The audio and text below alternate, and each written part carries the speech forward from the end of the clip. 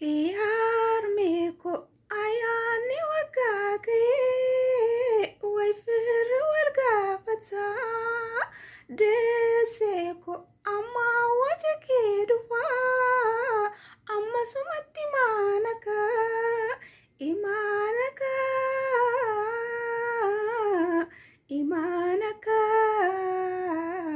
imanaka Ashama arkafuna kam jirtuf nagaa keessanii ambaay nagaa kiyyaa galata waaqayyoo ata'u baga bara haaraa geessanii hundi keessaniyyuu barri kuni kan gammachuu kan jaalalaa kan quufaa nuuf haa ta'u waaqayyoo biyya keenya illee nagaa nuuf haa godhu biyyi keenya akkuma beekamtu dhugaa waaqa biyya Itoophiyaa baay'ee tokko nuuroo widdinnetii jennaan rabshaallee akkuma isin beektan lolatu jira waaqayyoo haraara isaa nuuf haa buusu biyya keenyaa fi qabbana isaa nuuf haa buusu dhugaa waaqayyoon jabeessanii kadhachuudha bara haaraa kanatti ka abdiidhaan eegganna akka biyyi keenya nagaa argattu እና አከስኒ ጅራ ቆጲና ያና አከሚደ ስምብራ አነብራ ኩኖ መኖ ወዳሚን ጅራ መኖ ወዳሚ ከስቲ ደወርስ ነጋ ኖቲ እና አያና ሞና ዋማ እንዲ ከስኒዩ አገዘኒ እና አከስኒ ጀዳ ከሱማ ጆሌ መነ መዳሚ ጅርተኒ ስኒቲ ነጋሚን አናራ ጥቆ ተቆነቲ ዳጋሚ ቱረጋሩ Bakka kaayoo mana baaneefillee yaadachuu qabna yeroo ayyaanni dhufu hunduma keenyatti nutti dhagahama garuu ata'uyyuu malee kaayoo mana baaneef hin beekne hundi keenyayyuu nutis fedhaaf jaalala waaqayyoo ta'e guyyaa tokko biyya keenya itti gallee maatii keenya faana hiriyoota keenya faana firoota keenya biyya keenyatti akka ayyaana dabarsinu abdiidhaan eegganna garuu arra yoo nutti dhagahameyyuu borumma sagara fuunduraatti akka ayyaana maatii keenya faana biyya keenyatti dabarsinu abdii qabna sababiinsa waan biyyaanu baasee hundi keenyayyuu hin beektu kaayoo keenya galumaan gaanne guyyaa tokko hin galle nutillee ijoolleen mana madaamii jirtan isinitti akka hin dhagahamne antiqoo tokko boo'een ture Ugaa rabbi boo'etan inde ya waaqayyo dhiifamaaf godhi kun waaqayyoon ofitti mufachiisuudhaan jedhe dhugaa sababiinsa kan fayyaa dhabe algaarra ciisu meeqatu jira kan dhibame waan itti mana yaalaa dhaqee dhabe fa meeqatu jira dhugaa waaqa jechuudha nuti immoo fayyaa qabna bakka boo'ee kende fayyaan qaba ya waaqayyo dhiifamanaa godhin jedhe dhugaa kun waaqayyoon mufachiisuudha fayyaan qaba guyyaa tokko immoo gaafan kaayoo koo galmaan gaadhe biyya koo galee ayyaana maatii koo faana nan dabarsa jedheetan bakka sammuu koo amansiisee dhugaa bakka sansila boo'uu sirriitti natti dhaga'amu nan dhiise yaadu jechuudha kanaaf ijoolleen mana madaamii jirtan sinitti hin dhaga'amin dhugaa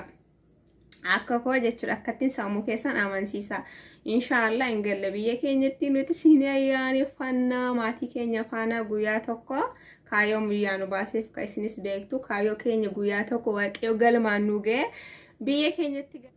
እና nutis biyya keenya hin galle hin ayyaaneffanna sinitti hin dhaga'amin ijoolleen mana madaamii jirtan dhugaa dubbachuuf adaraa keessan akka sinitti hin dhaga'amne sammuu keessan amansiisa waa meeqaan sammuu keenya amansiisuu dandeenya hundi keenya nutti dhaga'ama garuu akkuma sinitti mansila xiqqoo boo'ee ture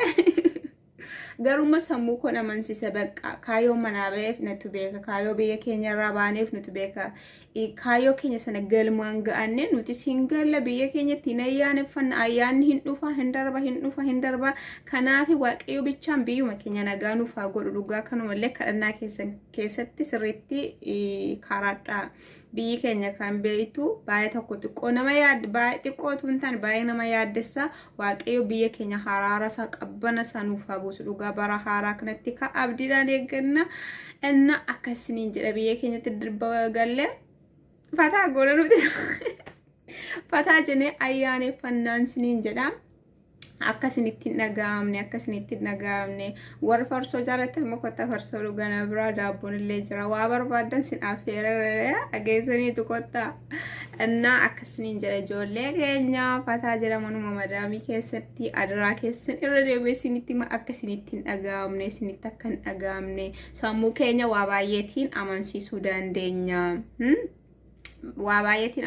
dandeenya dhugaa sammuu keenya jechuudha bakka yoo nutti dhaga'ame jechuudha garuu hin dhaga'ama bakka ina amansiisna sammuu keenya